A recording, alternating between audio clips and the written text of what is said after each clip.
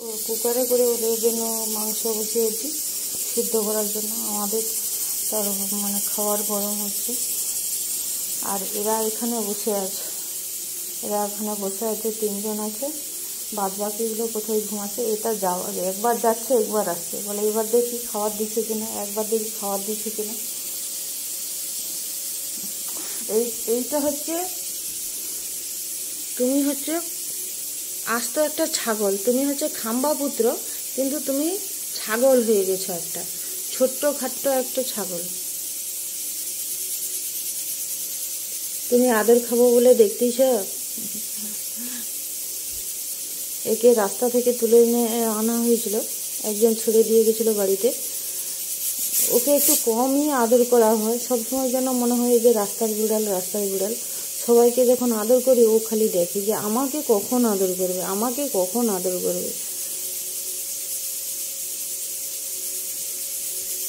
এমন দেখবে মানে হচ্ছে সে নিজেও ভাবতে মানে হয়তো বুঝে যে আমি বাইরে থেকে এসেছি বলেই হয়তো আমাকে আদর করেনি, এরকম একটা ভাব।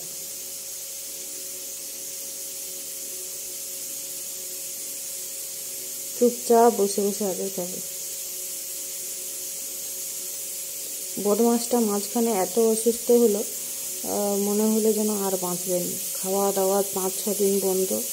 তারপর ডাক্তারও দেখানো হলো, ওষুধও খাওয়ানো হলো, তবু সে কিছুই খায়নি। তারপর দেখি একদিন অন্য একটা ওষুধ ট্রাই করার পরে দেখি না একটু একটু করে সবাই জল খেতে শুরু করছে।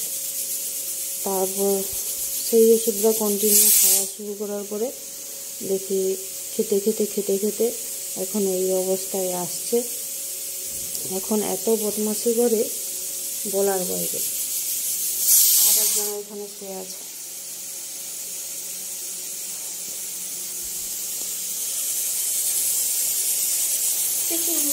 খাবার খেতে হবে।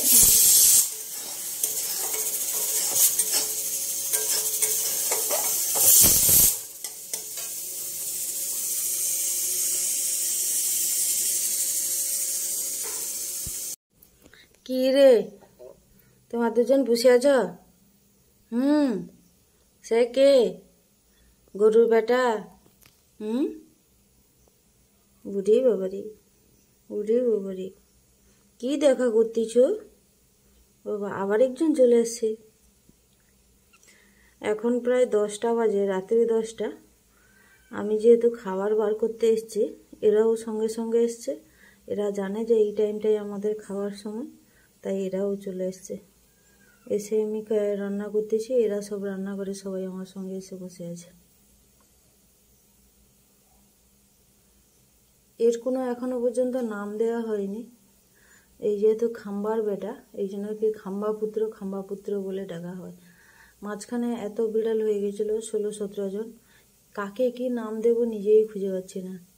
মানে খুব ঘুম পাচ্ছে দেখে মনে হচ্ছে হাই তুলতেছে। খাওয়া দাওয়া করে ঘুমাবো।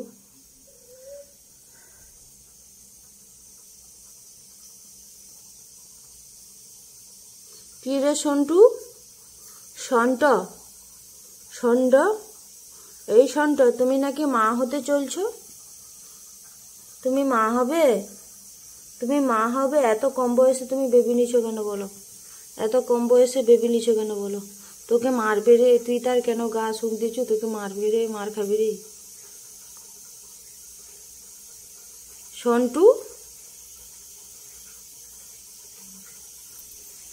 আজকে তোরা মাংস দিয়ে ভাত খাবি?